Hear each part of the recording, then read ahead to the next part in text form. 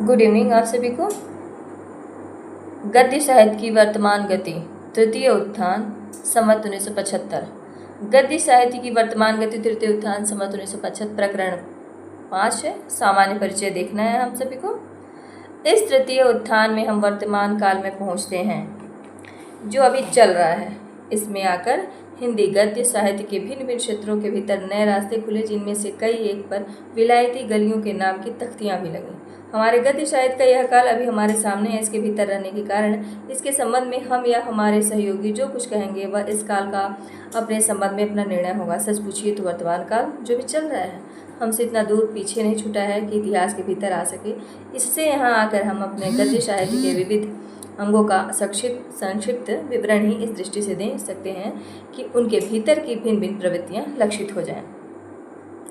सबसे पहले ध्यान लेखकों और ग्रंथकारों की दिन दिन बढ़ती संख्या पर जाता है। दिनों दिन बढ़ती संख्या पर जाता है। इन 20-21 वर्षों के बीच हिंदी साहित्य का मैदान काम करने वालों से पूरा भर गया, जिससे उसके कई अंगों की बहुत अच्छी पूर्ति हुई, पर साथ ही बहुत सी फालतू चीज़ें भी इधर उधर बिखरी, जैसे भाषा का पूरा अभ्यास और उस पर अच्छा अधिकार रखने वाले प्राचीन और नवीन साहित्य के स्वरूप को ठीक पर रखने वाले अनेक लेखकों द्वारा हमारा साहित्य पुष्ट और प्रौढ़ हो चला। वैसे ही केवल पाश्चात्य साहित्य के किसी कोने से आंख खोलने वाले यूरोप की हर एक नई बात, पुरानी बात को आधुनिकता कहकर चिल्लाने वाले लोगों के द्वारा बहुत कुछ अनधिकार चर्चा, बहुत सी अनाड़ीपन की बातें भी फैल चली। इस दूसरे ढांचे के लोग यूरोप की सामाजिक, राजनीतिक और साहित्यिक परिस्थितियों के अनुसार समय समय पर उठे हुए नानावादों और प्रवादों को लेकर उनकी उक्तियों के टेढ़े सीधे अनुवाद को उद्धरणी करके ही अपने को हमारे वास्तविक साहित्य निर्माताओं से 10 हाथ आगे बता चले। इनके कारण हमारा सच्चा साहित्य रुका तो नहीं, पर व्यर्थ की भीड़ भाड़ के बीच ओट में अवश्य पड़ता रहा। क्या नाटक, क्या उपन्यास, क्या निबंध, क्या समालोचना, क्या काव्य स्वरूप, मीमांसा, सबके क्षेत्रों के भीतर कुछ विलायती मंत्रों का उच्चारण सुनाई पड़ता आ रहा है। इनमें से कुछ तो ऐसे हैं जो अपने जन्म स्थान में अब नहीं सुनाई पड़ते। हंसी तब आती है जब कुछ ऐसे व्यक्ति भी मध्य युग की प्रवृत्ति, क्लासिकल, रोमांटिक इत्यादि शब्दों से विभूषित अपनी आलोचना द्वारा नए युग की वाणी का संचार समझाने खड़े होते हैं, जो इन शब्दों का अर्थ जानना तो दूर रहा, अंग्रेजी भी नहीं जानते। उपन्यास के क्षेत्र में देखिए तो एक और प्रेमचंद जैसे प्रतिभाशाली उपन्यासकार हिंदी की कीर्ति का देश भर में प्रसार कर रहे हैं, दूसरी ओर कोई उनकी भरपेट निंदा करके टॉलस्टॉय का पापी के प्रति घृणा नहीं दया वाला सिद्धांत लेकर दौड़ता है। एक दूसरा आता है जो दया वाले सिद्धांत के विरुद्ध यूरोप का साम्यवादी सिद्धांत ला भिड़ाता है और कहता है गरीबों का रक्त जो है चूस कर उन्हें अपराधी बनाना और फिर बड़ा बनाकर दया दिखाना तो उच्च वर्ग के लोगों की मनोवृत्ति है। वह बड़े जोश के साथ सूचित करता है कि इस मनोवृत्ति का समर्थन करने वाला साहित्य हमें नहीं चाहिए। हमें तो ऐसा साहित्य चाहिए जो पद दलित अकिंचनों में रोष, विद्रोह और आत्मगौरव का संचार करे और उच्च वर्ग के लोगों में नैराश्य, लज्जा और ग्लानि का। एक और स्वर्गीय जयशंकर प्रसाद जी अपने नाटकों द्वारा यह साफ झलका देते हैं कि प्राचीन ऐतिहासिक वृत्ति लेकर चलने वाले नाटकों की रचना के लिए काल विशेष के भीतर के तथ्य बटोरने वाला कैसा विस्तृत अध्ययन और उन तथ्यों द्वारा अनुमित सामाजिक स्थिति के सजीव ब्यौरे सामने खड़ा करने वाली कैसी सूक्ष्म कल्पना चाहिए। दूसरी ओर कुछ लोग ऐसे नाटकों के प्रति उपेक्षा का सा भाव दिखाते हुए बर्नार्ड शॉ आदि का नाम लेते हैं और कहते हैं कि आधुनिक युग समस्या नाटकों का है। यह ठीक है कि विज्ञान की साधना द्वारा संसार के वर्तमान युग का बहुत सा रूप यूरोप का खड़ा किया हुआ है, पर इसका क्या मतलब है कि युग का सारा रूप विधान यूरोप ही करें और हम आराम से जीवन के सब क्षेत्रों में उसी के दिए हुए रूप को लेकर रूपवान बनते चलें? क्या अपने स्वतंत्र स्वरूप विकास की हमारी शक्ति सब दिन के लिए मारी गई? हमारा यह तात्पर्य नहीं कि यूरोप के साहित्य क्षेत्र में उठी हुई बातों की चर्चा हमारे यहाँ न हो। यदि हमें वर्तमान जगत के बीच से अपना रास्ता निकालना है तो वहाँ के अनेक वादों और प्रवृत्तियों तथा उन्हें उत्पन्न करने वाली परिस्थितियों का पूरा परिचय हमें होना चाहिए। उन वादों की चर्चा अच्छी तरह हो, उन पर पूरा विचार हो और उनके भीतर जो थोड़ा बहुत सत्य छिपा हो उसका ध्यान अपने साहित्य के विकास में रखा जाए, पर उनमें से कभी इसको कभी उसको यह कहते हुए सामने रखना कि वर्तमान विश्व साहित्य का स्वरूप यही है, जिससे हिंदी साहित्य भी बहुत दूर है, नारीपन ही नहीं जंगलीपन भी है। आजकल भाषा की भी बुरी दशा है। बहुत से लोग शुद्ध भाषा लिखने का अभ्यास होने के पहले ही बड़े बड़े पोथे लिखने लगते हैं, जिनमें व्याकरण की भद्दी भूलें तो रहती ही हैं, कहीं कहीं वाक्य विन्यास तक ठीक नहीं रहता। यह बात और किसी भाषा के साहित्य में शायद ही देखने को मिले। व्याकरण की भूलों तक ही बात नहीं है, अपनी भाषा की प्रकृति की पहचान न रहने के कारण कुछ लोग उसका स्वरूप भी बिगाड़ चले हैं। वे अंग्रेजी के शब्द, वाक्य और मुहावरे तक ज्यों के त्यों उठाकर रख देते हैं। यह नहीं देखने जाते कि हिंदी हुई या और कुछ। नीचे के उदाहरण से यह बात स्पष्ट हो जाएगी। उनके हृदय में अवश्य ही एक ललित कोना होगा जहाँ रतन ने स्थान पा लिया होगा। कुंडली चक्र उपन्यास से है। वह उन लोगों में से न था जो घास को थोड़ी देर भी अपने पैरों के तले उगने देते हों। वही क्या संभव नहीं है भारत के बड़े बड़े स्वार्थ कुछ लोगों की नामावली उपस्थित करें। आज 28 अक्टूबर 1939। उपन्यास कहानी। इस तृतीय उत्थान में हमारा उपन्यास कहानी साहित्य ही सबसे अधिक समृद्ध हुआ। नूतन विकास लेकर आने वाले प्रेमचंद जो कर गए, वह तो हमारे साहित्य की एक निधि है। उनके अतिरिक्त पंडित विश्वंभर नाथ, कौशिक बाबू, प्रताप नारायण श्रीवास्तव, श्री जैनेन्द्र कुमार ऐसे सामाजिक उपन्यासकार तथा बाबू वृंदावन लाल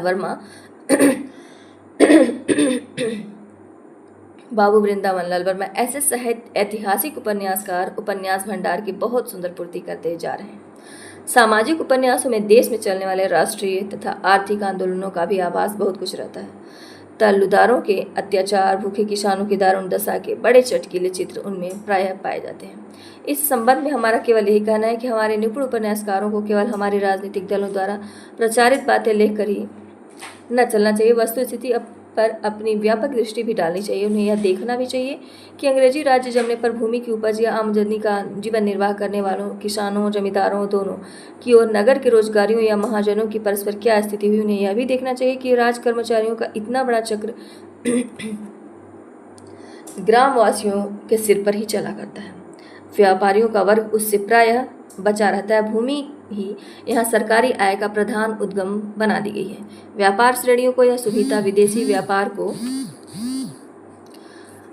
फलता फूलता रखने के लिए दिया गया था, जिससे उनकी दशा उन्नत होती आई और भूमि से संबंध रखने वाले सब वर्गों की, क्या जमींदार, क्या किसान, क्या मजदूर, गिरती गई। जमींदारों के अंतर्गत हमें 98% साधारण जमींदारों को लेना चाहिए, 2% बड़े बड़े तल्लुकेदारों को नहीं। किसान और जमींदार एक ओर तो सरकार की भूमि कर संबंधी नीति से पिछड़े आ रहे हैं, दूसरी ओर उन्हें भूखों मारने वाले नगरों के व्यापारी हैं जो इतने घोर श्रम से पैदा की हुई भूमि की उपज का भाव अपने लाभ की दृष्टि से घटाते बढ़ाते रहते हैं। भाव किसानों जमींदारों के हाथ में नहीं। किसानों से 20 सेर के भाव से अन्न लेकर व्यापारी 7-8 सेर के भाव से बेचा करते हैं। नगरों के मजदूर तक पान बीड़ी के साथ सिनेमा देखते हैं। गांव के जमींदार और किसान कष्ट से किसी प्रकार का दिन काटते हैं। कहने का तात्पर्य यह कि हमारे उपन्यासकारों को देश के वर्तमान जीवन के भीतर अपनी दृष्टि गड़ाकर देखना चाहिए। केवल राजनीतिक दलों की बातों को लेकर ही न चलना चाहिए। साहित्य को राजनीति के ऊपर रहना चाहिए, सदा उसके इशारों पर ही न नाचना चाहिए। वर्तमान जगत में उपन्यासों की बड़ी शक्ति है। समाज जो रूप पकड़ रहा है उसके भिन्न भिन्न वर्गों में जो प्रवृत्तियां उत्पन्न हो रही, उपन्यास उनका विस्तृत प्रत्यक्षीकरण नहीं करते। आवश्यकता अनुसार उनके ठीक विन्यास, सुधार अथवा निराकरण की प्रवृत्ति भी उत्पन्न कर सकते हैं। समाज के बीच खान पान के व्यवहार तक में जो भद्दी नकल होने लगी है, गर्मी के दिनों में भी सूट बूट कसकर टेबलों पर जो प्रीतिभोज होने लगा है, उसको हंसकर उड़ाने की सामर्थ्य उपन्यासों में ही है। लोक या किसी जन समाज के बीच काल की गति के अनुसार जो गूढ़ और चिंत्य परिस्थितियां खड़ी होती रहती हैं, उनको गोचर रूप में सामने लाना और कभी कभी निस्तार का मार्ग भी प्रत्यक्ष करना उपन्यासों का काम है।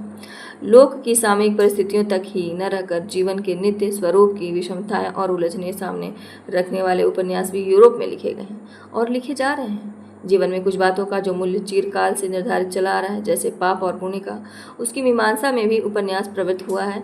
इस प्रकार उपन्यासों का लक्ष्य वहाँ क्रमशः ऊंचा होता गया, जिसने जीवन में नित्य स्वरूप का चिंतन और अनुभव करने वाले बड़े बड़े कवि इधर उपन्यास के क्षेत्र में भी काम करते दिखाई देते हैं। बड़े हर्ष की बात है कि हमारे हिंदी साहित्य में भी बाबू भगवती चरण वर्मा ने चित्रलेखा नाम का इस ढंग का एक सुंदर उपन्यास प्रस्तुत किया है। द्वितीय उत्थान के भीतर बंगला से अनुदित अथवा उनके आदर्श पर लिखे गए उपन्यासों में देश की सामान्य जनता के गृहस्थ और पारिवारिक जीवन के बड़े मार्मिक और सच्चे चित्र रहा करते थे। प्रेमचंद जी के उपन्यासों में भी निम्न और मध्यम श्रेणी के गृहस्थों के जीवन का बहुत सच्चा स्वरूप मिलता रहा है, पर इधर बहुत से ऐसे उपन्यास सामने आ रहे हैं जो देश के सामान्य भारतीय जीवन से हटकर बिल्कुल यूरोपीय रहन सहन से के सांचे में ढले हुए एक बहुत छोटे से वर्ग का जीवन चरित्र यहाँ से वहाँ तक अंकित करते हैं। उनमें mister Mrs, miss professor, hostel, club, drawing room, tennis match, cinema, motor पर हवाखोरी, कॉलेज की छात्रावस्था के बीच प्रणय व्यवहार इत्यादि ही सामने आते हैं। यह ठीक है कि अंग्रेजी शिक्षा के दिन दिन बढ़ते हुए प्रचार से देश के आधुनिक जीवन का यह भी एक पक्ष हो गया है, पर सामान्य पक्ष नहीं है। भारतीय रहन सहन, खान पान, रीति व्यवहार प्रायः सारी जनता के बीच बने हुए हैं। देश के असली सामाजिक और घरेलू जीवन को दृष्टि से उजल करना हम अच्छा नहीं समझते। यहाँ तक तो सामाजिक उपन्यासों की बात हुई, ऐतिहासिक उपन्यास बहुत कम देखने में आ रहे हैं। एक प्रकार से तो अच्छा है, जब तक भारतीय इतिहास के भिन्न भिन्न कालों की सामाजिक स्थिति और संस्कृति का अलग अलग विशेष रूप अध्ययन करने वाले और उस सामाजिक स्थिति के सूक्ष्म ब्यौरों की अपनी ऐतिहासिक कल्पनाओं द्वारा उद्भावना करने वाले लेखक तैयार न हों, तब तक ऐतिहासिक उपन्यासों में हाथ लगाना ठीक नहीं। द्वितीय उत्थान के भीतर जो कई ऐतिहासिक उपन्यास लिखे गए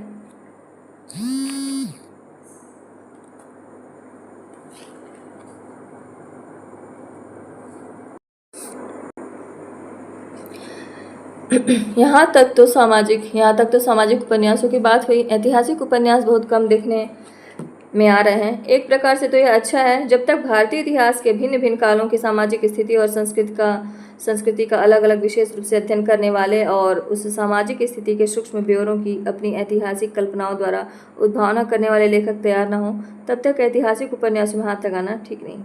द्वितीय उत्थान के भीतर जो कई ऐतिहासिक उपन्यास लिखे गए या बंग भाषा से अनुवाद करके लाए गए, उनमें देश काल की परिस्थिति का अध्ययन नहीं पाया जाता। अब किसी ऐतिहासिक उपन्यास में यदि बाबर के सामने हुक्का रखा जाए, गुप्त काल में गुलाबी और फिरोजी रंग की साड़ियाँ, इत्र, मेज पर सजे गुलदस्ते, झाड़ फानुस लाए जाएंगे, सभा के बीच खड़े होकर व्याख्यान दिए जाएंगे और उन पर करतल ध्वनि होगी, बात बात में धन्यवाद, सहानुभूति ऐसे शब्द तथा सार्वजनिक कार्यों में भाग लेना ऐसे फिक्रे पाए जाएंगे, तो काफ़ी हंसने वाले और नाक भाव सिकोड़ने वाले मिलेंगे। इससे इस जमीन पर बहुत समझ बूझकर पैर रखना होगा। ऐतिहासिक उपन्यास किस ढंग से लिखना चाहिए, यह प्रसिद्ध पुरातत्वविद श्री राखाल दास बंदोपाध्याय ने अपने करुणा, शशांक और धर्मपाल नामक उपन्यासों द्वारा अच्छी तरह दिखा दिया। प्रथम 2 के अनुवाद हिंदी में हो गए हैं। खेद है कि इस समीचीन पद्धति पर प्राचीन हिंदू साम्राज्य के भीतर की कथा वस्तु लेकर मौलिक उपन्यास न लिखे गए। नाटक के क्षेत्र में अलबत्ता स्वर्गीय जयशंकर प्रसाद जी ने इस पद्धति पर कई सुंदर ऐतिहासिक नाटक लिखे। इस पद्धति पर उपन्यास लिखने का अनुरोध हमने उनसे कई बार किया था, जिसके अनुसार शुंगकाल, पुष्यमित्र, अग्निमित्र का समय का चित्र उपस्थित करने वाला एक बड़ा मनोहर उपन्यास लिखने में उन्होंने हाथ भी लगाया था, पर साहित्य के दुर्भाग्य से उसे अधूरा छोड़कर ही चल बसे। वर्तमान काल में ऐतिहासिक उपन्यास के क्षेत्र में केवल बाबू वृंदावन लाल वर्मा दिखाई दे रहे हैं। उन्होंने भारतीय इतिहास में मध्य युग के प्रारंभ में बुंदेलखंड की स्थिति लेकर गढ़कुंडार और विराटा की पद्मिनी नामक 2 बड़े सुंदर उपन्यास लिखे हैं। विराटा की पद्मिनी की कल्पना तो अत्यंत रमणीय है। उपन्यासों के भीतर लंबे लंबे दृश्य वर्णनों तथा धारा प्रवाह भाव व्यंजनापूर्ण भाषण की जो प्रथा थी, वह यूरोप में बहुत कुछ छांट दी गई, अर्थात वहाँ उपन्यासों से काव्य का रंग बहुत कुछ हटा दिया गया। यह बात वहाँ नाटक और उपन्यास के क्षेत्र में यह तथ्यवाद की प्रवृत्ति के साथ साथ हुई। इससे उपन्यास कला की अपनी निज विशिष्टता निखर कर झलकी, इसमें कोई संदेह नहीं है। विशिष्टता यह है कि घटनाएं और पात्रों के क्रियाकलाप भावों को बहुत कुछ व्यक्त कर दें। पात्रों के प्रगल्भ भाषण की उतनी अपेक्षा न रहे, पात्रों के थोड़े से मार्मिक शब्द ही हृदय पर पड़ने वाले प्रभाव को पूर्ण कर दें। इस तृतीय उत्थान का आरंभ होते होते हमारे हिंदी साहित्य के उपन्यास का यह पूर्ण विकसित और परिष्कृत स्वरूप लेकर स्वर्गीय प्रेमचंद जी आए। द्वितीय उत्थान के मौलिक उपन्यासकारों में शील वैचित्र की उद्भावना नहीं के बराबर थी। प्रेमचंद जी के ही कुछ पात्रों में ऐसे स्वाभाविक ढांचे की व्यक्तिगत विशेषताएं मिलने लगी, जिन्हें सामने पाकर अधिकांश लोगों को यह भासित हो कि कुछ इसी ढंग की विशेषता वाले व्यक्ति हमने कहीं न कहीं देखे हैं। ऐसी व्यक्तिगत विशेषता ही सच्ची विशेषता है, जिसे झूठी विशेषता और वर्तमान विशेषता दोनों से अलग समझना चाहिए। मनुष्य प्रकृति की व्यक्तिगत विशेषताओं का संगठन भी प्रकृति के और विधानों के समान कुछ दरों पर होता है, अतः ये विशेषताएं बहुतों को लखाई पड़ती रहती हैं, चाहे वे उन्हें अपने शब्दों में व्यक्त न कर सकें। प्रेमचंद किसी चलती और पात्रों के अनुरूप रंग बदलने वाली भाषा की पहले नहीं देखी गई थी। रंग बदलने वाली जो भाषा है वह पहले नहीं देखी गई थी। अंतः प्रकृति या शील के उत्तरोत्तर उद्घाटन का कौशल भी प्रेमचंद के 2-1 उपन्यासों में विशेषतः गबन में देखने में आया। सत और असत, भला और बुरा दो सर्वथा भिन्न करके पात्र निर्माण करने की अस्वाभाविक प्रथा भी इस तृतीय उत्थान में बहुत कुछ कम हुई है, पर मनोवृत्ति की अस्थिरता का वह चित्र अभी बहुत कम दिखाई पड़ा है, जिसके अनुसार कुछ परिस्थितियों में मनुष्य अपने शील स्वभाव के सर्वथा विरुद्ध आचरण कर जाता है।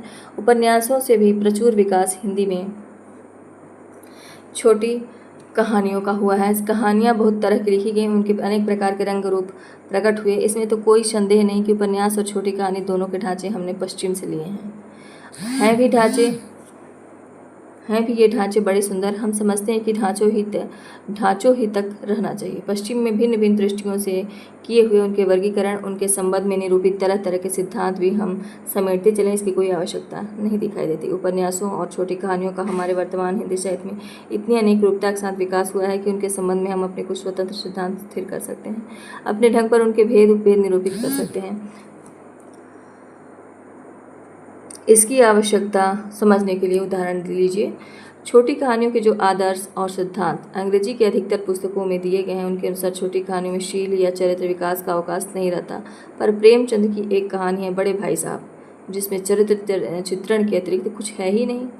जिस संग्रह के भीतर यह कहानी है, उसकी भूमिका में प्रेमचंद जी ने कहानी में चरित्र विकास को बड़ा भारी कौशल कहा है। छोटी कहानियों के जो छोटे मोटे संग्रह निकलते हैं, उनमें भूमिका के रूप में अंग्रेजी पुस्तकों से लेकर कुछ सिद्धांत प्रायः रख दिए जाते हैं। यह देखकर दुख होता है, विशेष करके जब उन सिद्धांतों से सर्वथा स्वतंत्र कई सुंदर कहानियाँ उन संग्रहों के भीतर ही मिल जाती हैं।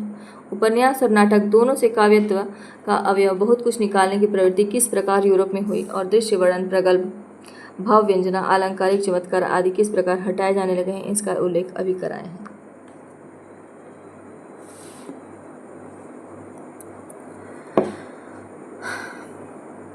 उनके अनुसार इस तृतीय उत्थान में हमारे उपन्यासों के ढांचे में भी बहुत कुछ परिवर्तन हुआ। परिच्छेदों के आरंभ में लंबे लंबे काव्यमय दृश्य वर्णन जो पहले रहा करते थे बहुत कम हो गए। पात्रों के भाषण का ढंग भी कुछ अधिक स्वाभाविक और व्यावहारिक हुआ। उपन्यास को काव्य के निकट रखने वाला पुराना ढांचा एक बार की छोड़ नहीं दिया गया है। छोड़ा क्यों जाए? उसके भीतर हमारे भारतीय कथात्मक गद्य प्रबंधों जैसे कादम्बरी, हर्षचरित के स्वरूप की परंपरा छिपी हुई है। यूरोप उसे छोड़ रहा है, छोड़ दो। यह कुछ आवश्यक नहीं कि हम हर एक कदम उसी के पीछे रखें। अब यह आदत छोड़नी चाहिए कि कहीं हार्डी का कोई उपन्यास पढ़ा और उसमें अवसाद या दुखवाद की गंभीर छाया देखी तो चट बोर उठे कि अभी हिंदी के उपन्यासों को यहाँ तक पहुँचने में बहुत देर है। बौद्धों के दुखवाद का संस्कार किस प्रकार जर्मनी के शोपनहावर से होता हुआ हार्डी तक पहुँचा, यह भी जानना चाहिए। यूरोप में नाटक और उपन्यास कायत्व निकाल बाहर करने का जो प्रयत्न हुआ है, इसका कुछ कारण है। वहाँ जब फ्रांस और इटली के कलावादियों द्वारा काव्य भी बेल बूटे की नक्काशी की तरह जीवन में सर्वथा पृथक कहा जाने लगा, तब जीवन को ही लेकर चलने वाले नाटक और उपन्यास का उससे सर्वथा पृथक समझा जाना स्वाभाविक ही था। पर इस अत्यंत पार्थक्य का आधार प्रमाद के अतिरिक्त और कुछ नहीं। जगत और जीवन के नाना पक्षों को लेकर प्रकृति काव्य भी बराबर चलेगा और उपन्यास भी। एक चित्रण और भाव व्यंजना को प्रधान रखेगा, दूसरा घटनाओं के संचरण द्वारा विविध परिस्थितियों की उद्भावना को। उपन्यास न जाने कितनी ऐसी परिस्थितियां सामने लाते हैं जो काव्य धारा के प्रकृत मार्ग खोलती है। उपन्यासों और कहानियों के सामाजिक इतिहास, ये दो भेद बहुत प्रत्यक्ष हैं। ढांचों के अनुसार जो मुख्य तीन भेद कथा के रूप में, आत्मकथा के रूप में और चिट्ठी पत्री के रूप में किए गए हैं, उनमें से अधिकतर उदाहरण तो प्रथम के ही सर्वत्र हुआ करते थे। द्वितीय के उदाहरण भी अब हिंदी में काफ़ी हैं, जैसे दिल की आग, जीपी श्रीवास्तव। तृतीय उदाहरण हिंदी में बहुत कम पाए जाते हैं, जैसे चंद हसीनों के खतूत। इस ढांचे में उतनी सजीवता भी नहीं। कथा वस्तु के स्वरूप और लक्ष्य के अनुसार हिंदी के अपने वर्तमान उपन्यासों में हमें ये भेद दिखाई पड़ते हैं। घटना वैचित्र्य प्रधान अर्थात केवल कुतूहलजनक, जैसे जासूसी और वैज्ञानिक आविष्कारों का चमत्कार दिखाने वाले। इनमें साहित्य का गुण अत्यंत अल्प होता है, केवल इतना ही होता है कि आश्चर्य और कुतूहल जगाते हैं। मनुष्य के अनेक पारस्परिक संबंधों के मार्मिकता पर प्रधान लक्ष्य रखने वाले, जैसे प्रेमचंद जी का सेवा सदन, निर्मला गोदान, श्री विश्वंभर नाथ कौशिक का माँ, भिखारिणी, श्री प्रताप नारायण श्रीवास्तव का विदा विकास, विजय चतुरसेन शास्त्री का हृदय की प्यास। तो प्रेमचंद जी का सेवा सदन, निर्मला गोदान, विश्वंभर नाथ कौशिक का माँ, भिखारिणी, श्री प्रताप नारायण श्रीवास्तव का विदा विकास, विजय चतुरसेन शास्त्री के हृदय की प्यास। समाज के भिन्न भिन्न वर्गों की परस्पर स्थिति और उनके संस्कार चित्रित करने वाले, जैसे प्रेमचंद जी का रंगभूमि, कर्मभूमि, प्रसाद जी का कंकाल तितली। अंतर्वृत्ति अथवा शील वैचित्र्य और उसका विकास क्रम अंकित करने वाले, जैसे प्रेमचंद जी का गबन, श्री जयनंद कुमार का तपोभूमि, सुनीता। भिन्न भिन्न जातियों और मतानुयायियों के बीच मनुष्यता के व्यापक संबंध पर जोर देने वाले, जैसे राजा राधिका रमण प्रसाद सिंह का राम रहीम। समाज के पाखंडपूर्ण कुत्सित पक्षों का उद्घाटन और चित्रण करने वाले, जैसे पांडे बेचन शर्मा उग्र का दिल्ली का दलाल। समाज के पाखंडपूर्ण कुत्सित पक्षों का उद्घाटन और चित्रण करने वाले, जैसे पांडे बेचन शर्मा उग्र का दिल्ली का दलाल। सरकार तुम्हारी आंखों में, बुधुआ की बेटी। बाह्य और आभ्यंतर प्रकृति की रमणीयता का समन्वित रूप में चित्रण करने वाले सुंदर और अलंकृत पद विन्यास युक्त उपन्यास, जैसे स्वर्गीय श्री चंडी प्रसाद हृदयेश का मंगल प्रभात। तो ये हुआ केवल कथा वस्तु और स्वरूप के लक्ष्य के अनुसार हिंदी के जो वर्तमान उपन्यास में हमें ये भेद दिखाई दिए।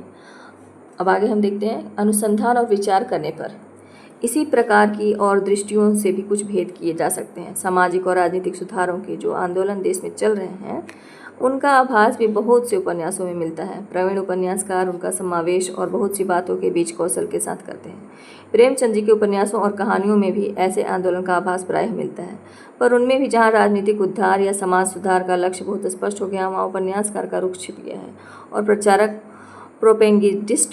प्रोपेगेंडिस्ट का रूप जो है ऊपर आ गया है। छोटी कहानियाँ, जैसा ऊपर कहा जा चुका है, छोटी कहानियों का विकास तो हमारे यहाँ और भी विशद और विस्तृत रूप में हुआ है और उसमें वर्तमान कवियों का भी पूरा योग रहा है। उनके इतने रूप रंग हमारे सामने आए हैं कि वे सब अब पाश्चात्य लक्षणों और आदर्शों के भीतर नहीं समा सकते। न तो सब में विस्तार के किसी नियम का पालन मिलेगा, न चरित्र विकास का अवकाश। एक संवेदना या मनोभाव का सिद्धांत भी कहीं कहीं ठीक न घटेगा। उसके स्थान पर हमें मार्मिक परिस्थिति की एकता मिलेगी, जिसके भीतर कई ऐसी संवेदनाओं का योग रहेगा जो सारी परिस्थिति को बहुत ही मार्मिक रूप देगा। श्री चंडी प्रसाद हृदयेश की उन्मादनी का जिस परिस्थिति में पर्यवसान होता है उन्मादनी का, और जो चंडी प्रसाद हृदयेश हैं उनका जो उन्मादनी जिस परिस्थिति में पर्यवसान होता है, उसमें पूरन का सत्वोद्रेक, सौदामिनी का अपत्यस्नेह और काला शंकर की स्तब्धता, तीनों का योग है। किसका? पूरन का सद्वोद्रेक, सौदामिनी का अपत्यस्नेह और काला शंकर की स्तब्धता, ये तीनों का योग है। जो कहानियाँ कोई मार्मिक परिस्थिति लक्ष्य में रखकर चलेंगी, उनमें बाह्य प्रकृति के भिन्न भिन्न रूप रंगों के सहित और परिस्थितियों का विशद चित्रण भी बराबर मिलेगा। घटनाएं और कथोपकथन बहुत अल्प रहेंगे। हृदयेश जी की कहानियाँ प्रायः इसी ढंग की हैं। उन्मादनी में घटना गतिशील नहीं, शांति निकेतन में घटना और कथोपन में दोनों में कुछ नहीं। यह भी कहानी का एक ढंग है, यह हमें मानना पड़ेगा। पाश्चात्य आदर्श का अनुसरण इसमें नहीं है, न सही। वस्तु विन्यास के ढंग में भी इधर अधिक वैचित्र्य आया है। घटनाओं में काल के पूर्वापर, कर्म का विपर्यय कहीं कहीं इस तरह का मिलेगा कि समझने के लिए कुछ देर रुकना पड़ेगा। कहानियों में परिच्छेद न लिखकर केवल 1, 2, 3 आदि संख्याएं देकर विभाग करने की चाल है। अब कभी कभी एक ही नंबर के भीतर चलते हुए वृत्त के बीच थोड़ी सी जगह छोड़कर किसी पूर्व काल की परिस्थिति पाठकों के सामने एक बारगी रख दी जाती है। कहीं कहीं चलती हुई वृत्ति के बीच परिस्थिति का नाटकीय ढंग का एक छोटा सा चित्र भी आ जाता है। इस प्रकार के चित्र में चारों ओर सुनाई पड़ते हुए शब्दों का संघात भी सामने रखा जाता है। बाजार की सड़क का यह कोलाहल, मोटरों, तांगों और इक्कों का आने जाने का मिलित स्वर, चमचमाती हुई कार का म्यूजिकल हॉर्न, बचना भये, हटना, राजा बाबू, अक्खा, तिवारी जी हैं, नमस्कार, हटना भाई, आदाब, अर्ज, दारोगा जी, पुष्करणी में चोर नाम की कहानी भगवती प्रसाद वाजपेयी के द्वारा। तो ये इम्पॉर्टेंट हो सकता है हम लोग के लिए। मोटरों, तांगों और इक्कों का आने जाने का मृत स्वर, चमचमाती हुई कार के म्यूजिकल हॉर्न, बचना भये, हटना, राजा बाबू, अक्खा, तिवारी जी हैं, नमस्कार, हटना भाई, आदार, अर्ज, दारोगा जी। ये चोर, पुष्करणी में चोर नाम की कहानी है और वह लिखित है भगवती प्रसाद वाजपेयी द्वारा। तो हिंदी में जो कहानियाँ लिखी गई हैं स्थूल दृष्टि से देखने पर वे प्रणालियों पर चली दिखाई पड़ती हैं। सादे ढंग से केवल कुछ अत्यंत व्यंजक घटनाएं और थोड़ी बातचीत सामने लाकर क्षिप्र गति से किसी एक गंभीर संवेदना या मनोभाव में पर्यवसित होने वाली, जिसका बहुत ही अच्छा नमूना है स्वर्गीय गुलेरी जी की प्रसिद्ध कहानी उसने कहा था। पंडित भगवती प्रसाद वाजपेयी की निंदिया लागी और पेंसिल स्केच नाम की कहानियाँ भी इसी ढंग की हैं। ऐसी कहानियों में परिस्थिति की मार्मिकता अपने वर्णन या व्याख्या द्वारा हृदयंगम करने का प्रयत्न लेखक नहीं करता, उसका अनुभव या पाठक पर छोड़ देता है। परिस्थितियों के विशद और मार्मिक। तो परिस्थितियों के विशद और मार्मिक कभी कभी रमणीय और अलंकृत वर्णनों और व्याख्यानों के साथ मंद मधुर गति से चलकर किसी एक मार्मिक परिस्थिति में पर्यवसित होने वाली। उदाहरण स्वर्गीय चंडी प्रसाद हृदय की उन्मादिनी, हम लोगों ने भी पढ़ा है, चंडी प्रसाद हृदय की उन्मादिनी, शांति निकेतन। ऐसी कहानियों में परिस्थिति के अंतर्गत प्रकृति का भी चित्रण प्रायः रहता है। उक्त दोनों के बीच पद्धति ग्रहण करके चलने वाली, जिसमें घटनाओं की व्यंजकता और पाठकों की अनुभूति पर पूरा भरोसा न करके लेखक भी कुछ मार्मिक व्याख्या करता चलता है। उदाहरण प्रेमचंद जी की कहानियाँ, पंडित विश्वम्भर नाथ शर्मा कौशिक, पंडित जनार्दन प्रसाद झा द्विज इत्यादि अधिकांश लेखकों की कहानियाँ अधिकतर इस पद्धति पर चली हैं। घटना और संवाद दोनों में गुढ़ व्यंजना और रमणीय कल्पना के सुंदर समन्वय के साथ चलने वाली। उदाहरण प्रसाद जी तथा राय कृष्णदास जी की कहानियाँ। किसी तथ्य का प्रतीक खड़ा करने वाली लाक्षणिक कहानी, जैसे पांडे बेचन शर्मा उग्र का भुनगा किसी तथ्य का प्रतीक खड़ा करने वाली लाक्षणिक कहानी है। वस्तु समष्टि के स्वरूप की दृष्टि से भी बहुत से वर्ग किए जा सकते हैं, जिनमें से मुख्य ये है। सामान्य जीवन की किसी स्वरूप की मार्मिकता सामने लाने वाली अधिकतर कहानियाँ इस वर्ग के अंतर्गत आएंगी। भिन्न भिन्न वर्गों के संस्कार का स्वरूप सामने रखने वाली, जैसे प्रेमचंद जी का शतरंज के खिलाड़ी और श्री ऋषभ चरण जैन की दान नाम की कहानी। भिन्न भिन्न वर्गों के संस्कार का स्वरूप रखने वाली प्रेमचंद की शतरंज के खिलाड़ी और श्री ऋषभ चरण जैन की दान नामक कहानी।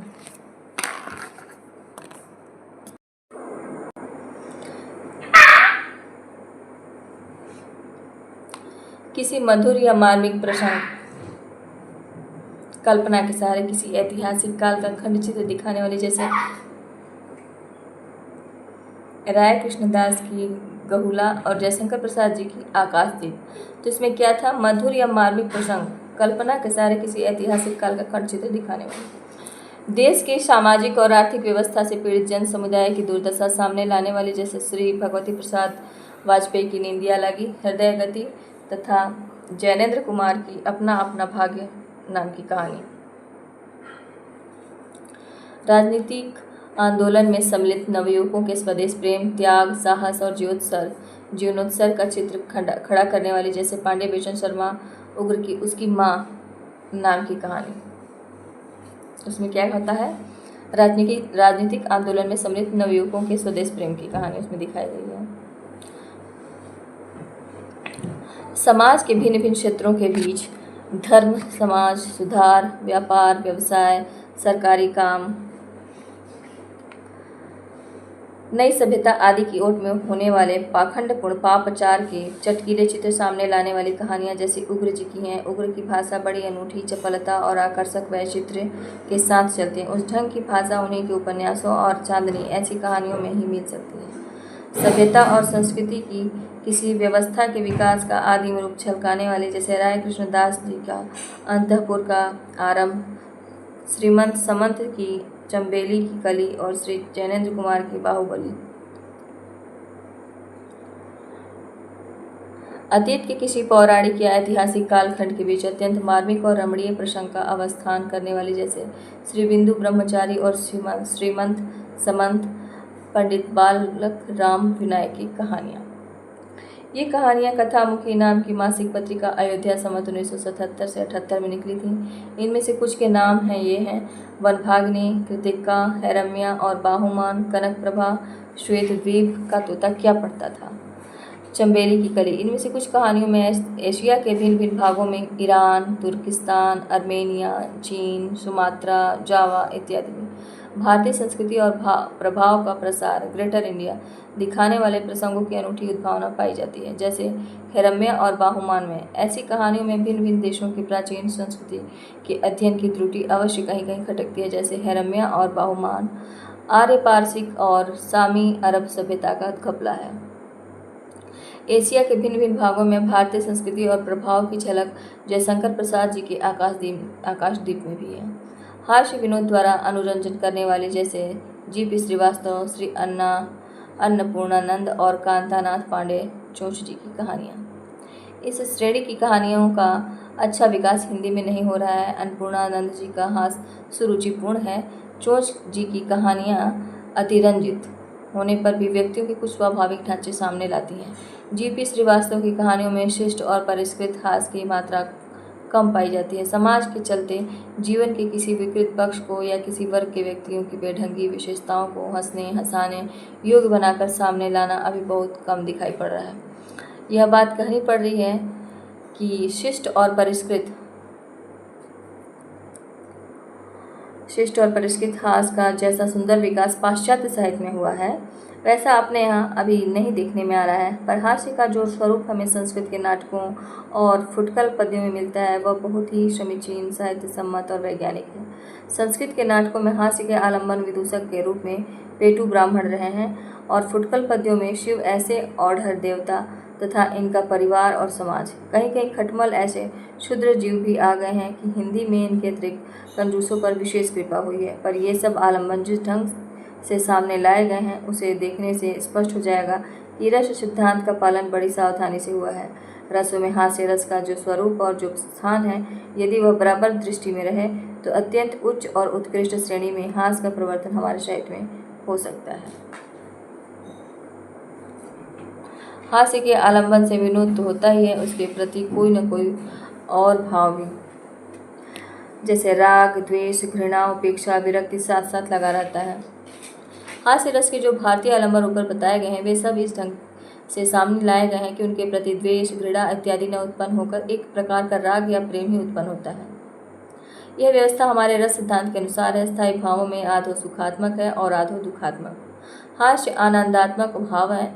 एक ही आश्रय में एक ही आलम्बन के प्रति आनंदात्मक और दुखात्मक भावों की एक साथ स्थिति नहीं हो सकती। हास्य रस में आश्रय के रूप में किसी पात्र की अपेक्षा नहीं होती, श्रोता या पाठक ही आश्रय रहता है। अतः रस की दृष्टि में हास्य में द्वेष और घृणा नामक दुखात्मक भावों की गुंजाइश नहीं। हास्य के साथ जो दूसरा भाव आ सकता है वह संचारी के रूप में ही। द्वेष या घृणा का भाव जहाँ रहेगा वहाँ हास्य की प्रधानता नहीं रहेगी, वह उपहास हो जाएगा। उसमें हास्य का सच्चा स्वरूप रहेगा ही नहीं, उसमें तो हास्य को द्वेष का व्यंजक या उसका आच्छादक मात्र समझना चाहिए। जो बात हमारे यहाँ रस व्यवस्था के भीतर स्वतः सिद्ध है वही यूरोप में इधर उधर आकर एक आधुनिक सिद्धांत के रूप में यूँ कही गई है कि उत्कृष्ट हास्य वही है जिसमें आलम्बन के प्रति एक प्रकार का प्रेम भाव उत्पन्न हो, अर्थात वह प्रिय लगे। यहाँ तक तो बात बहुत ठीक रही, पर यूरोप में नूतन सिद्धांत प्रवर्तक बनने के लिए उत्सुक रहने वाले चुप कब तक रह सकते हैं। वे 2 कदम आगे बढ़कर आधुनिक मनुष्यतावाद या भूत दयावाद, मनुष्यतावाद या भूत दयावाद का स्वर ऊंचा करते हुए बोले, उत्कृष्ट हास वह है जिसमें आलम्बन के प्रति दया या करुणा उत्पन्न हो। कहने की आवश्यकता नहीं कि यह होली मुहर्रम सर्वथा अस्वाभाविक, अवैज्ञानिक और रस विरुद्ध है। दया या करुणा दुखात्मक भाव है, हास आनंदात्मक। दोनों की एक साथ स्थिति बात ही बात है। यदि हास के साथ एक ही आश्रय में किसी और भाव का सामंजस्य हो सकता है तो प्रेम या भक्ति का ही। भगवान शंकर के बौड़मापन का किस भक्तिपूर्ण विनोद के साथ वर्णन किया जाता है, वे किस प्रकार का बनाए जाते हैं। यह हमारे यहाँ रारी सी मची है त्रिपुरारी के तबेला में देखा जा सकता है।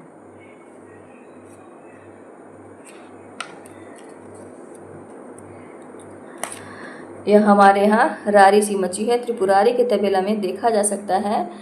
हास्य का स्वरूप बहुत ठीक सिद्धांत पर प्रतिष्ठित होने पर भी अभी तक उसका ऐसा विस्तृत विकास हमारे साहित्य में नहीं हुआ है जो जीवन के अनेक क्षेत्रों में जैसे राजनीतिक, साहित्यिक, धार्मिक, व्यावसायिक आलम्बन लेकर खड़ा रहे। नाटक, यद्यपि और देशों के समान यहाँ भी उपन्यासों और कहानियों के आगे नाटकों का प्रणयन बहुत कम हो गया है, फिर भी हमारा नाट्य साहित्य बहुत कुछ आगे बढ़ा है। नाटकों के बाहरी रूप रंग भी कई प्रकार के हुए हैं और अवयवों के विन्यास और आकार प्रकार में भी वैचित्र्य आया है। ढांचों में जो विशेषता यूरोप के वर्तमान नाटकों में प्रकट हुई है वह हिंदी के भी कई नाटकों में इधर दिखाई पड़ने लगी है, जैसे अंक के आरंभ में और बीच में भी। समय, स्थान तथा पात्रों के रूप रंग, वेशभूषा का बहुत सूक्ष्म ब्यौरे के साथ लंबा वर्णन। स्वगत भाषण की चाल भी अब उठ रही है। पात्रों के भाषण भी न अब बहुत लंबे होते हैं न लंबे वाक्य वाले। ये बातें सेठ गोविंद दास जी तथा पंडित लक्ष्मी नारायण मिश्र के नाटकों में पाई जाएंगी। थिएटरों के कार्यक्रम में दो अवकाशों के भी विचार से इधर 3 अंक रखने की प्रवृत्ति विलक्षित हो रही है। एक व्यक्ति अंग्रेजी में 1 अंक वाले आधुनिक नाटक देख उन्हीं के ढंग के 2 एकांकी नाटक लिखकर उन्हें बिल्कुल एक नई चीज कहते हुए सामने लाया। ऐसे लोगों को जान रखना चाहिए कि 1 अंक वाले कई रूपक हमारे यहाँ बहुत पहले से माने गए हैं। यह तो स्पष्ट है कि आधुनिक काल के आरंभ से ही बंगला की देखा देखी हमारे हिंदी नाटकों के ढांचे पाश्चात्य होने लगे।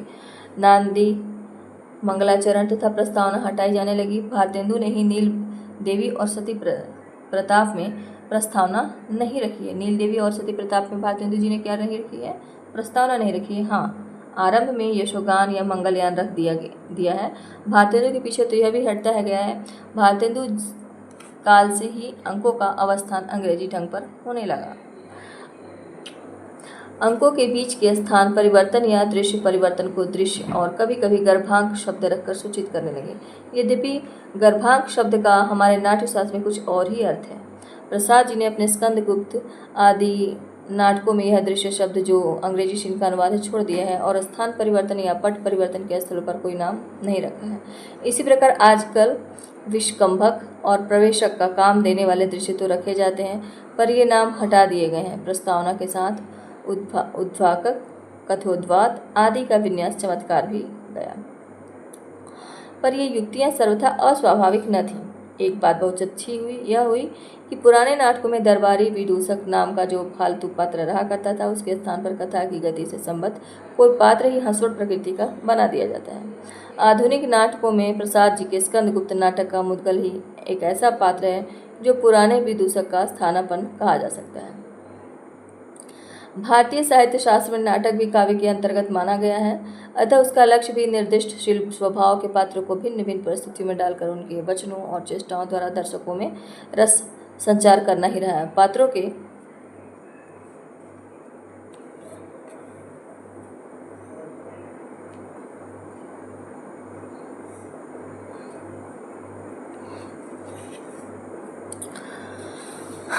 के धीरोदत्ता आदि बंधे हुए ढांचे थे जिनमें ढले हुए सब पात्र सामने आते थे। इन ढांचों के बाहर शील वैचित्र्य दिखाने का प्रयास नहीं किया जाता था। यूरोप में धीरे धीरे वैचित्र्य प्रदर्शन को प्रधानता प्राप्त होती गई। शील वैचित्र्य प्रदर्शन को प्रधानता प्राप्त होती गई, यहाँ तक कि किसी नाटक के संबंध में वस्तु विधान और चरित्र विधान की चर्चा का ही चलन हो गया। इधर यथा तथ्यवाद के प्रचार से वहाँ रहा काव्यत्य की झूठी भावुकता का कर हटाया जाने लगा। यह देखकर प्रसन्नता होती है कि हमारे प्रसाद और प्रेमी ऐसे प्रतिभाशाली नाटककारों ने उक्त प्रवृत्ति का अनुसरण न करके रस विधान और शील वैचित्र्य दोनों का सुंदर सामंजस्य रखा है। स्कंदगुप्त नाटक में जिस प्रकार देवसेना और सर्वनाग ऐसे गूढ़ चरित्र के पात्र हैं, उसी प्रकार शुद्ध प्रेम, युद्धोत्साह, स्वदेश भक्ति आदि भावों की मार्मिक और उत्कृष्ट व्यंजना भी है। हमारे यहाँ के पुराने बंधुओं ढांचों के भीतर शील वैचित्र्य का वैसा विकास नहीं हो सकता था, अतः उसका बंधन हटाकर वैचित्र्य के लिए मार्ग खोलना तो ठीक है, पर यह आवश्यक नहीं कि उसके साथ रसात्मक भी हम निकाल दें। हिंदी नाटकों के स्वतंत्र विकास के लिए ठीक मार्ग तो यह दिखाई पड़ता है कि हम उनका मूल भारतीय लक्ष्य तो बनाए रहें, पर उनके स्वरूप के प्रचार के लिए और देशों की पद्धतियों का निरीक्षण और उनकी कुछ बातों का मेल सफाई के साथ करते चलें। अपने नाट्य शास्त्र के जटिल विधान को ज्यों का त्यों लेकर हम आजकल चल नहीं सकते, पर उनका बहुत सा रंग रूप अपने नाटकों में ला सकते हैं, जिससे भारतीय परंपरा के प्रतिनिधि वे बने रह सकते हैं। रूपक और उपरूपक के जो बहुत से भेद किए गए हैं, उनमें से कुछ को हम आजकल भी चला सकते हैं, उनके दिए हुए लक्षणों में वर्तमान रुचि के अनुसार जो हेर फेर चाहे कर लें। इसी प्रकार अभिनय की रोचकता बढ़ाने वाली जो युक्तियाँ हैं, जैसे उद्वातक, कथोद्वात, उनमें से कई एक का आवश्यक रूपांतर के साथ और स्थान का बंधन दूर करके हम बनाए रख सकते हैं। संतोष की बात है कि प्रसाद और प्रेम जी की नाटकों में इसके उदाहरण हमें मिलते हैं, जैसे कथोद्वात के ढंग पर एक पात्र के मुंह से निकले हुए शब्द को लेकर दूसरे पात्र का यह प्रवेश, सर्वनाग देख सामने सोने का संसार खड़ा है। रामा का प्रवेश। रामा, पामर, सोने की लंका, राख हो गई स्कंदगुप्त। श्री हरिकृष्ण प्रेमी की नाटकों में भी यह मिलता है। शिवा साधना में देखिए। जीजा, हाँ, यह एक बाधा है।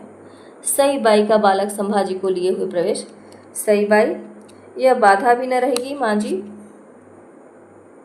प्राचीन नाट्य शास्त्र भारतीय और यमन दोनों में कुछ बातों का, जैसे मृत्यु, वध, युद्ध दिखाना वर्जित था। आजकल उस नियम के पालन की आवश्यकता नहीं मानी जाती। प्रसाद जी ने अपने नाटकों में बराबर मृत्यु, वध और आत्महत्या दिखाई है। प्राचीन भारत और यवनान में ये निषेध भिन्न भिन्न कारणों से थे। यवनान में तो बड़ा भारी कारण रंगशाला का स्वरूप था, पर भारत में अत्यंत शोभ तथा शिष्ट रुचि व विरक्ति बचाने के लिए कुछ दृश्य वर्जित थे। मृत्यु और वधा व अत्यंत शोभकारक होने के कारण, भोजन व परिष्कृत रुचि के विरुद्ध होने के कारण तथा रंगशाला की थोड़ी सी जगह के बीच दूर से पुकारना अस्वाभाविक और अशिष्ट लगने के कारण वर्जित थे। देश की परंपरागत सुरुचि की रक्षा के लिए कुछ व्यापार तो हमें आजकल भी वर्जित रखने चाहिए, जैसे चुंबन, आलिंगन। स्टेशन के प्लेटफॉर्म का चुंबन, आलिंगन चाहे यूरोप की सभ्यता के भीतर हो, पर हमारी दृष्टि में जंगलीपन या पशुत्व है। इस तृतीय उत्थान के बीच हमारे वर्तमान नाटक क्षेत्र में दो नाटककार बहुत ऊंचे स्थान पर दिखाई पड़े, स्वर्गीय जयशंकर प्रसाद जी और श्री हरिकृष्ण प्रेमी।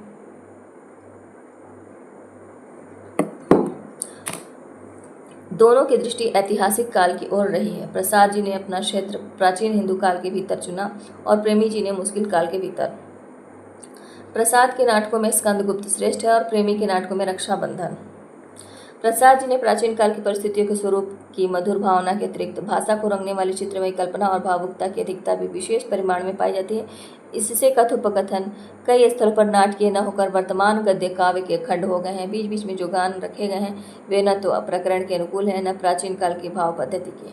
वे तो वर्तमान काव्य की एक शाखा के प्रगीत मुक्तक लिरिक्स मात्र हैं। अपनी सबसे पिछली रचनाओं में ये त्रुटियां उन्होंने निकाल दी हैं। चंद्रगुप्त और ध्रुवस्वामिनी इन दोषों से प्रायः मुक्त हैं, पर चंद्रगुप्त में एक दूसरा बड़ा भारी दोष आ गया। उसके भीतर सिकंदर के भारत पहुंचने के कुछ पहले से लेकर सिल्यूकस की पराजय तक के 25 वर्ष के दीर्घकाल की घटनाएं लेकर कसी गई हैं, जो एक नाटक के भीतर नहीं आनी चाहिए। जो पात्र युवक के रूप में नाटक के आरंभ में दिखाई पड़े, वे नाटक के अंत में ही उसी रूप में सामने आते हैं। यह दोष तो इतिहास की ओर दृष्टि ले जाने पर दिखाई पड़ता है, अर्थात बाहरी है, पर घटनाओं की अत्यंत सघनता का दोष रचना से संबंध रखता है। बहुत से भिन्न भिन्न पात्रों से संबंध घटनाओं के जुड़ते चलने के कारण बहुत कम चरित्रों के विकास का अवकाश रह गया है। पर इस नाटक में विन्यस्त वस्तु और पात्र इतिहास का ज्ञान रखने वालों के लिए इतने आकर्षक हैं कि उक्त दोषों की ओर ध्यान कुछ देर में जाता है। मुद्रा राक्षस से इसमें कई बातों की विशेषता है। पहली बात तो यह है कि इसमें चंद्रगुप्त केवल प्रयत्न के फल का भोक्ता कठपुतली भर नहीं, प्रयत्न में अपना क्षत्रिय भाग सुंदरता के साथ पूरा करने वाला है। नीति प्रवर्तन का भाग चाणक्य पूरा करता है। दूसरी बात यह है कि मुद्रा राक्षस में चाणक्य का व्यक्तित्व, उसका हृदय सामने नहीं आता। तेजस्विता, धीरता, प्रत्युत्पन्न बुद्धि और ब्राह्मणोचित त्याग आदि सामान्य गुणों के बीच केवल प्रतिकार की प्रबल वासना ही हृदय पक्ष की ओर झलकती है। पर इस नाटक में चाणक्य के प्रयत्न का लक्ष्य भी ऊंचा किया गया है और उसका पूरा हृदय भी सामने रखा गया है। नाटकों का प्रभाव पात्रों के कथोपकथन पर बहुत कुछ अवलंबित रहता है। श्री हरिकृष्ण प्रेमी के कथोपकथन प्रसाद जी के कथोपकथनों से अधिक नायकोपयुक्त हैं। उनमें प्रसंगानुसार बातचीत का चलता स्वाभाविक ढंग भी है और सर्वहृदयग्राही पद्धति पर भाषा का मर्म व्यंजक अनूठापन भी। प्रसाद जी के नाटकों में एक ही ढंग की चित्रमयी और लच्छेदार बातचीत कई पात्र आ जाते हैं। प्रेम जी के नाटकों में यह खटकने वाली बात नहीं मिलती। प्रसाद और प्रेमी के नाटक यद्यपि ऐतिहासिक हैं, पर उनमें आधुनिक आदर्शों और भावनाओं का आभास इधर उधर मिलता है। स्कंदगुप्त और चंद्रगुप्त दोनों में स्वदेश प्रेम, विश्व प्रेम और आध्यात्मिकता का आधुनिक रूप रंग बराबर झलकता है। आजकल के मजहबी दंगों का स्वप्न भी हम स्कंदगुप्त में देख सकते हैं। प्रेमी के शिवा साधना नाटक में शिवाजी भी कहते हैं, मेरे शेष जीवन की एकमात्र साधना होगी भारतवर्ष को स्वतंत्र करना, दरिद्रता की जड़ खोदना, ऊंच नीच की भावना और धार्मिक तथा सामाजिक असहिष्णुता का अंत करना, राजनीतिक और सामाजिक दोनों प्रकार की क्रांति करना। हम समझते हैं कि ऐतिहासिक नाटक में किसी पात्र से आधुनिक भावनाओं की व्यंजना जिस काल का वह नाटक हो, उस काल की भाषा पद्धति और विचार पद्धति के अनुसार करानी चाहिए। क्रांति ऐसे शब्दों द्वारा नहीं। प्रेम जी के रक्षाबंधन में मेवाड़ की महारानी कर्मवती का हुमायूं को भाई का कर राखी भेजना, महारानी कर्मवती का हुमायूं को भाई कहकर राखी भेजना और हुमायूं का गुजरात के मुसलमान बादशाह बहादुर के विरुद्ध एक हिंदू राज्य की रक्षा के लिए पहुंचना, यह कथा वस्तु की हिंदू मुस्लिम भेदभाव की शांति सूचित करती है। उसके ऊपर कट्टर सरदारों और मुगलों की बात का विरोध करता हुआ हुमायूं जिस उदार भाव की सुंदर व्यंजना करता है, वह वर्तमान हिंदू मुस्लिम दुर्भाव की शांति का मार्ग दिखाता जान पड़ता है। इसी प्रकार प्रसाद जी के ध्रुवस्वामिनी नामक बहुत छोटे से नाटक में एक संभ्रांत राजकुल की स्त्री का विवाह संबंध मोक्ष सामने लाया गया है, जो वर्तमान सामाजिक आंदोलन का एक अंग है। वर्तमान राजनीति के अभिनयों का पूर्ण परिचय प्राप्त कर सेठ गोविंद दास जी ने इधर साहित्य के अभिनय क्षेत्र में भी प्रवेश किया है। उन्होंने 3 अच्छे नाटक लिखे हैं। कर्तव्य में राम और कृष्ण दोनों के चरित्र नाटक के पूर्वार्ध और उत्तरार्ध 2 खंड करके रखे गए हैं, जिसका उद्देश्य है कर्तव्य के विकास की 2 भूमियां दिखाना। नाटककार के विवेचना अनुसार मर्यादा पालन प्रथम भूमि है, जो पूर्वार्ध में राम द्वारा पूर्णता को पहुंचती है। लोकहित की व्यापक दृष्टि की आवश्यकता अनुसार नियम और मर्यादा का उल्लंघन उसके आगे की भूमि है। जो नाटक के उत्तरार्ध में श्री कृष्ण ने अपने चरित्र द्वारा जैसा जरासंध के सामने लड़ाई का मैदान छोड़कर भागना प्रदर्शित किए हैं, वास्तव में पूर्वार्ध और उत्तरार्ध 2 अलग अलग नाटक हैं, पर नाटककार ने अपने कौशल से कर्तव्य विकास की सुंदर उद्भावना द्वारा दोनों के बीच पूर्वापर संबंध स्थापित कर दिया है। यह भी एक प्रकार का कौशल है, इसे उटक नाटक न समझना चाहिए। सेठ जी का दूसरा नाटक हर्ष ऐतिहासिक है, जिसमें सम्राट हर्षवर्धन, माधव गुप्त, शशांक आदि पात्र आए हैं। इन दोनों नाटकों के प्राचीन वेशभूषा, वास्तुकला इत्यादि का ध्यान रखा गया है। प्रकाश नाटक में वर्तमान सामाजिक और राजनीतिक परिस्थितियों का चित्रण है। यद्यपि इन तीनों नाटकों में वस्तु विन्यास और कथोपकथन में विशेष रूप से आकर्षित करने वाला अनूठापन नहीं है, पर इनकी रचना बहुत ठिकाने की है। पंडित गोविंद वल्लभ पंत भी अच्छे नाटककार हैं। उनका वरमाला नाटक, जो मार्कंडेय पुराण की एक कथा लेकर निर्मित है, गोविंद वल्लभ पंत के नाटक जो है वरमाला नाटक, बड़ी निपुणता से लिखा गया है। मेवाड़ की पन्ना नामक थाय के अलौकिक त्याग का ऐतिहासिक वृत्त लेकर राजमुकुट की रचना हुई है। अंगूर की बेटी, जो फारसी शब्द का अनुवाद है, मध्य के दुष्परिणाम दिखाने वाले सामाजिक नाटक। कुछ हल्के ढंग के नाटकों में, जिनसे बहुत साधारण पढ़े लिखे लोगों का भी कुछ मनोरंजन हो सकता है, स्वर्गीय पंडित बद्रीनाथ भट्ट के दुर्गावती, तुलसीदास आदि उल्लेख योग्य हैं। हास्य रस की कहानियाँ लिखने वाले G.P. श्रीवास्तव ने मोलियर के फ्रांसीसी नाटकों में हिंदुस्तानी अनुवादों के अतिरिक्त मर्दानी औरत, गर्भझाला, नोक झोंक दमदार आदमी इत्यादि बहुत से छोटे मोटे प्रहसन भी लिखे हैं, पर वे परिष्कृत रुचि के लोगों को हंसाने में समर्थ नहीं। उलटफेर नाटक औरों से अच्छे ठहरेगा कहा जा सकता है। पंडित लक्ष्मी नारायण मिश्र ने अपने नाटकों द्वारा स्त्रियों की स्थिति आदि कुछ सामाजिक प्रश्न या समस्याएं तो सामने रखी ही हैं। यूरोप में प्रवर्तित यथातथ्य का यह खरा रूप भी दिखाने का प्रयत्न किया है,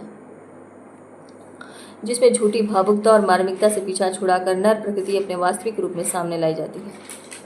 ऐसे नाटकों का उद्देश्य होता है समाज अधिकतर जैसा है वैसा ही सामने रखना, उसके भीतर की नाना विषमताओं से उत्पन्न प्रश्नों का जीता जागता रूप खड़ा करना तथा यदि संभव हो तो समाधान के स्वरूप का आभास देना।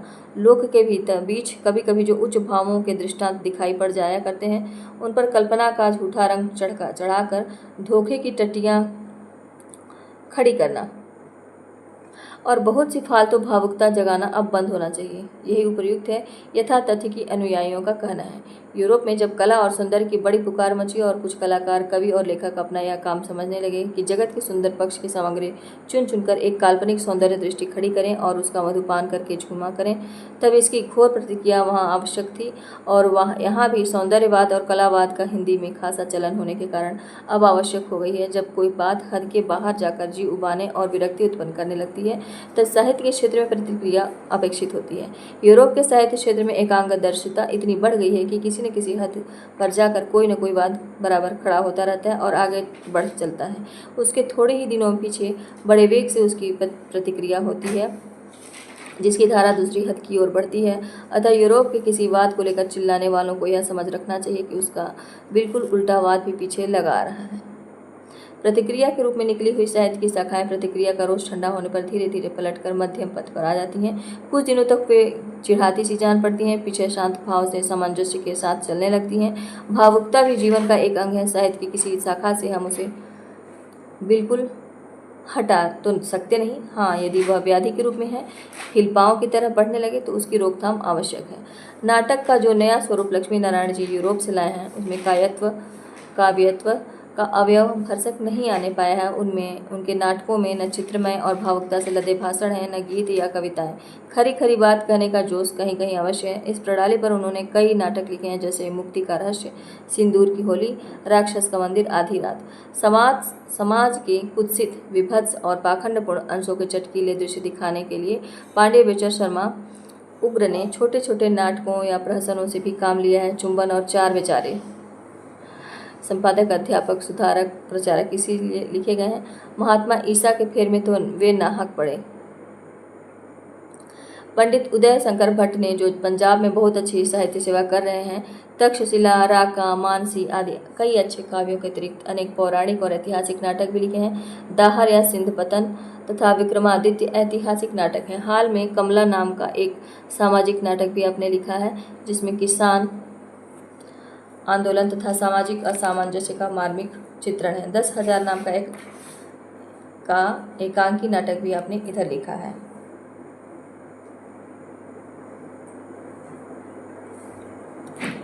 भट्ट जी की कला का पूर्ण विकास।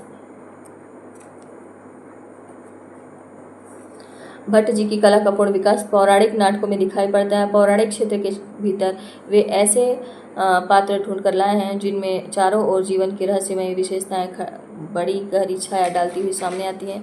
ऐसी विषमताएं जो वर्तमान समाज को शुद्ध करती रही हैं।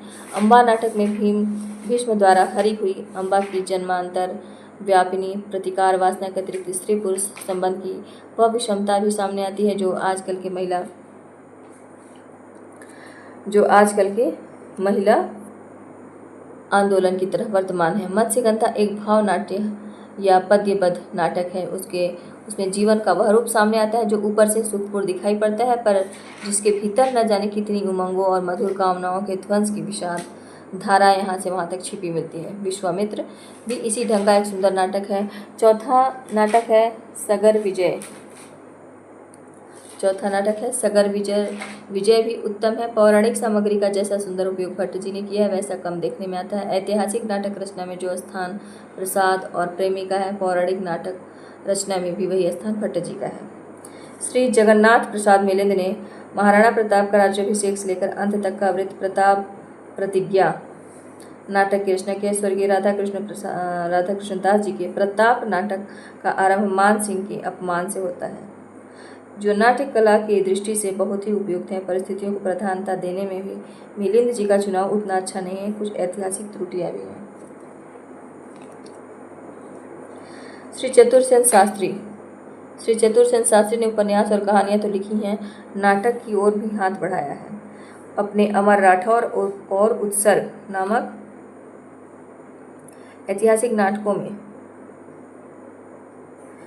उन्होंने कथा वस्तु को अपने अनुकूल गढ़ने में निपुणता अवश्य दिखाई। किसमें अमर राठौर और उत्सर्ग, चतुरसेन शास्त्री का अमर राठौर और उत्सर्ग नामक ऐतिहासिक नाटकों में उन्होंने कथा वस्तु को अपने अनुकूल गढ़ने में निपुणता अवश्य दिखाई है, पर अधिक ठोक पीट के कारण कहीं कहीं ऐतिहासिकता और कहीं कहीं घटनाओं की महत्ता भी चढ़ गई है। अंग्रेज कवि शैली के ढंग पर श्री सुमित्रा नंदन पंत ने कवि कल्पना को दृश्य रूप देने के लिए ज्योत्सना नाम से एक रूपक लिखा है, पर शैली का रूपक तो आधि दैविक शासन से मुक्ति,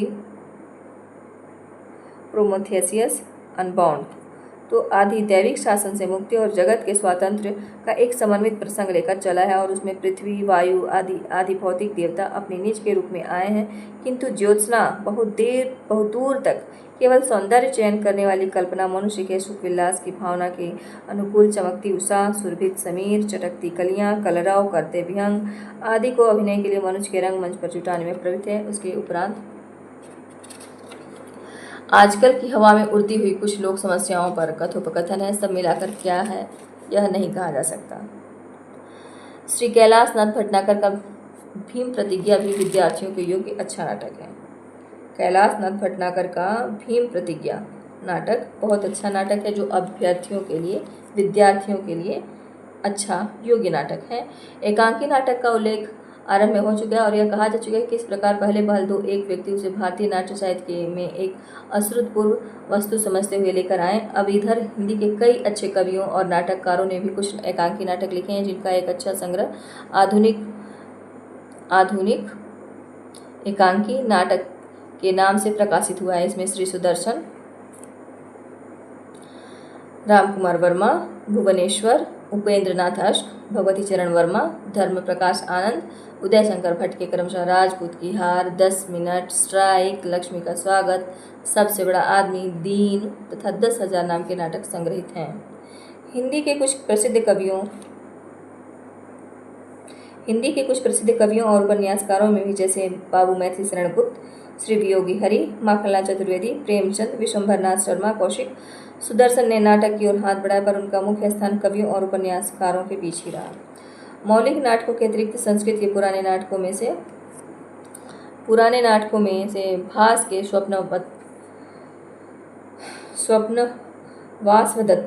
स्वप्नवासवदत्ता अनुवाद जो है सत्य जीवन वर्मा ने किया। पंचरात्र, मध्यम व्यायोग, प्रतिज्ञा योग गंधरायण अनुवाद ब्रज जीवन दास, प्रतिमा अनुवाद बलदेव शास्त्री तथा द्विगनाथ ने कुंदमाला नाटक अनुवागीश्वर विद्या अलंकार के अनुवाद भी हिंदी में हुए। जर्मन कवि गेटे के प्रसिद्ध नाटक फाउस्ट का अच्छा अनुवाद श्री भोलानाथ शर्मा ने किया है। अब हम आगे देखेंगे निबंध। तो निबंध के लिए हम अगले वीडियो में फिर से देखते हैं। धन्यवाद।